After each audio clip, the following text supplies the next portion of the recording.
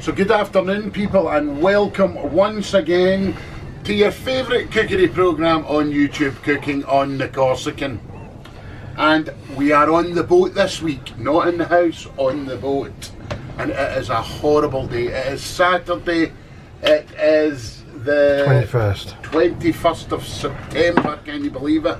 October even. Christmas is just round the corner.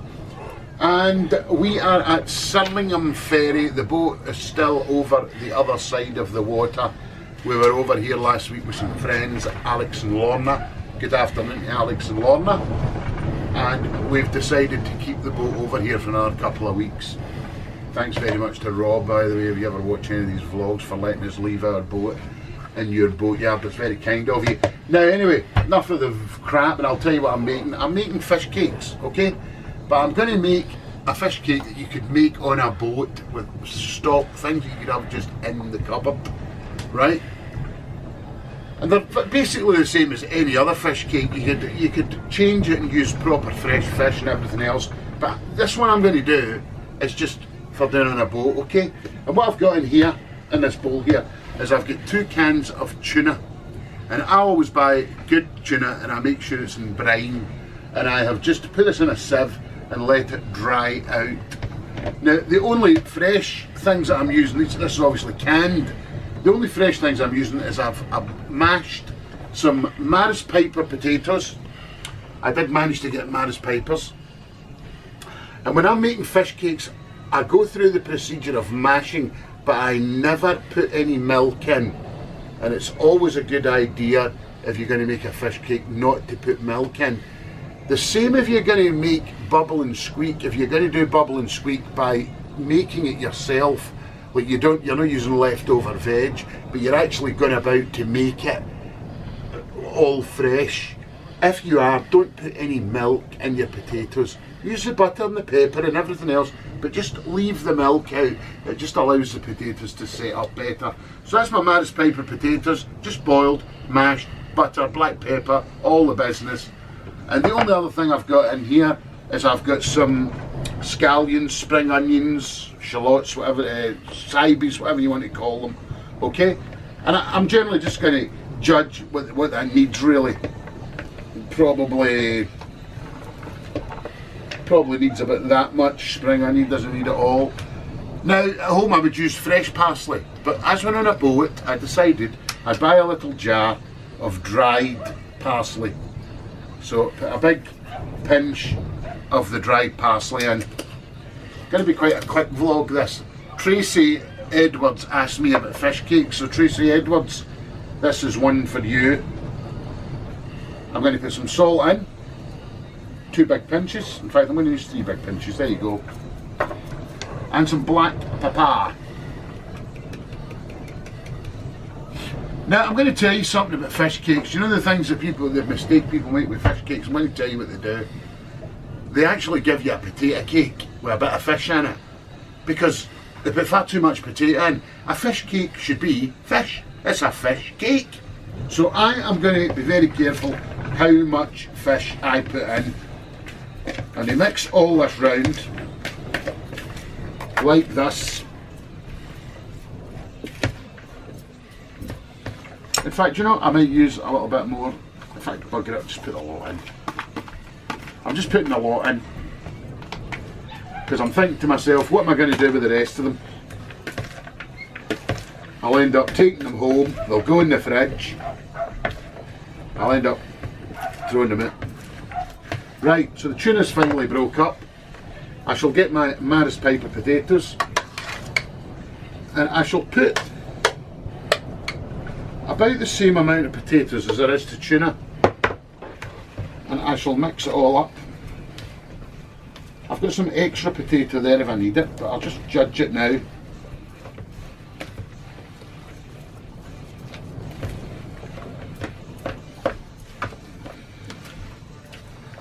But the idea of a fish cake is that you taste the fish. I've been to people's houses, they've given me lovely fish cakes, but to be honest with you, it's more like a potato croquette with some little bits of fish through it. I hope nobody's watching this that's ever made me fish cakes, I won't be invited back again.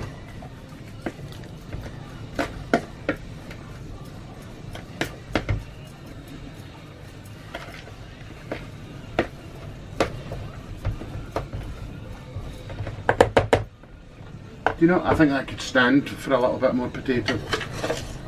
So I will just use this last bit. There's only a tiny little bit of it left.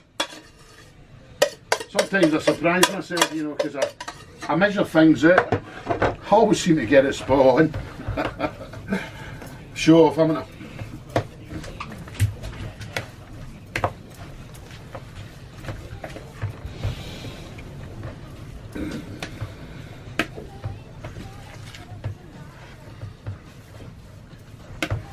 Right, so that's lovely.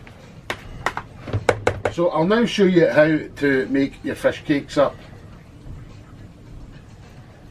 Okay.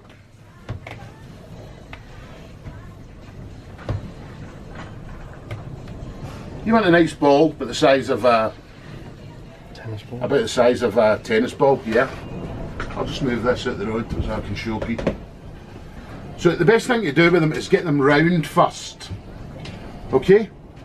So get your thing, get it round first, and then just give them a little press down, like that. Okay? And then you can just manipulate them, like this.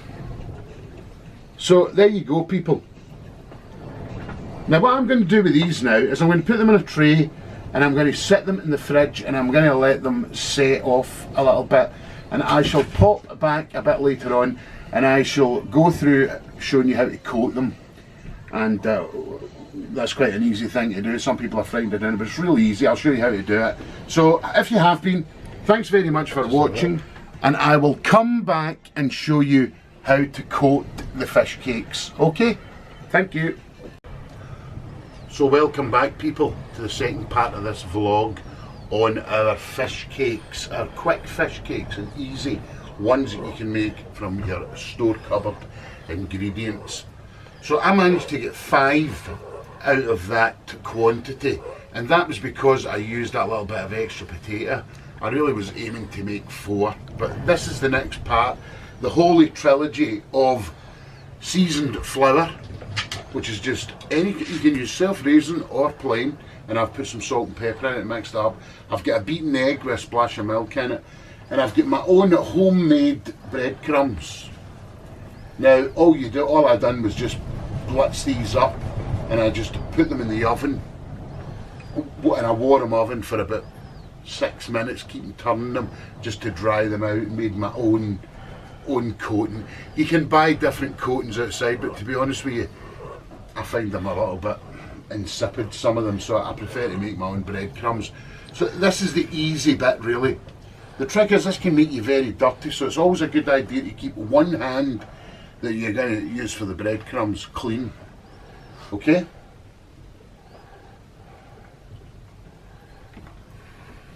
So just in the flour, and what I'm going to do is I'm going to flour all of them before I do anything else.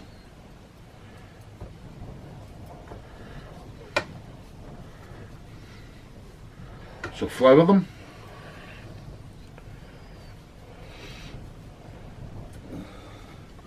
And what the flour does is the flour seals them up.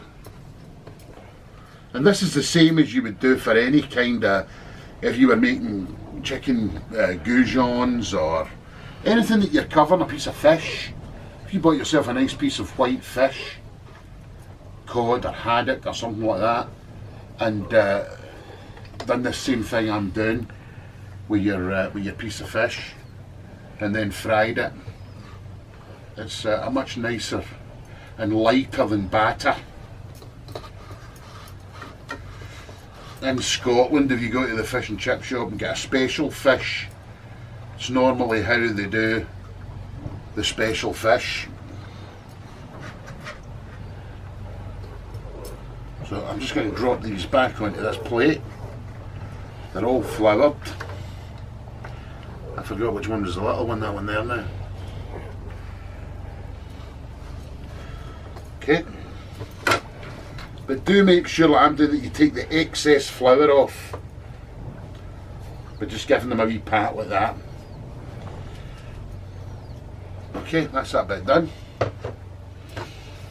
You do make a little bit of a mess, but don't panic. Now we're going to breadcrumb them. So you just go into the egg, and I'm only going to use one hand. I'm going to keep this hand clean.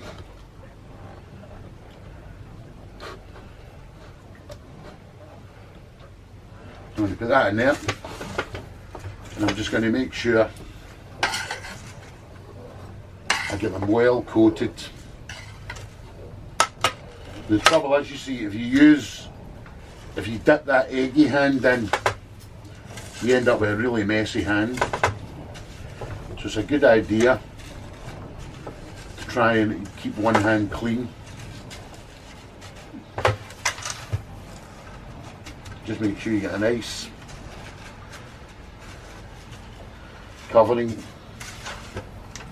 of your breadcrumbs. Takes a little bit of time.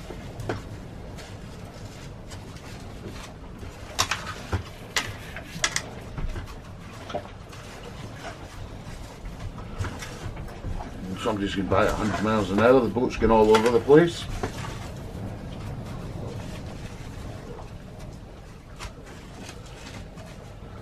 And there you go, there's one nicely coated. Now I'm not going to sit here and make you go through the whole lot me doing them. I'm going to come back when I come to cook one and just show you how to cook it. So I'll see you when I come back. So people, welcome back. And you join us, shut up. And you join us just for this final part for me to show you how to cook these off. Now what I've done was I covered them all the way I showed you. I put 4 away, Steve and I'll take 2 home, and I'm just going to cook one just to show you. Now what I've put in here is I'm not very good at centimetres. Steve, in centimetres, how much oil is that? Half a centimetre, just under a centimetre. It's about a centimetre of clean vegetable oil. And I've warmed the pan so it's ready to cook.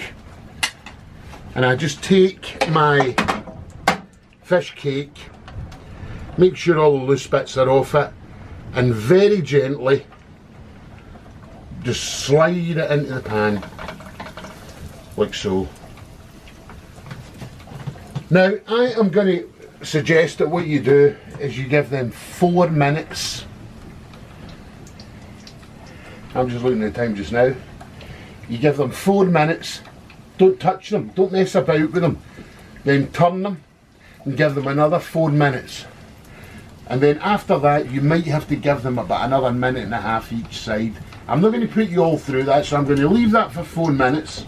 I'm going to turn it, I'm going to give it 4 minutes, and then I'm going to judge whether it needs about another 1 minute or 1.5 minutes each side, and I'll come back and show you the finished product. So I shall see you when I get back for the final part of this vlog. Thanks very much. So we're back.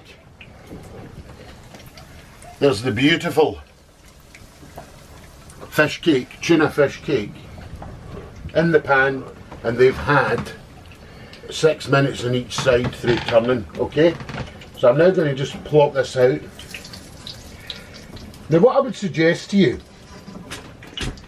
if your cakes are quite big, what you can do after the 4 minutes, put them onto a baking sheet and turn your oven onto about a gas mark 6 and give them about 10 minutes in the oven, 7 to 10 minutes in the oven just to finish them off.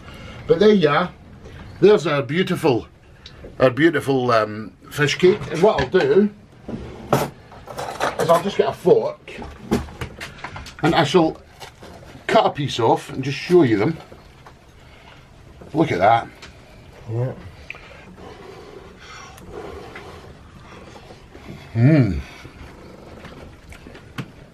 Absolutely delicious. So if you have been, people, you know the script. If you've enjoyed the vlog, go down, give us a thumbs up, please subscribe to the channel, it does help us, and we'll see you on next week's vlog. Thanks very much for watching, bye bye.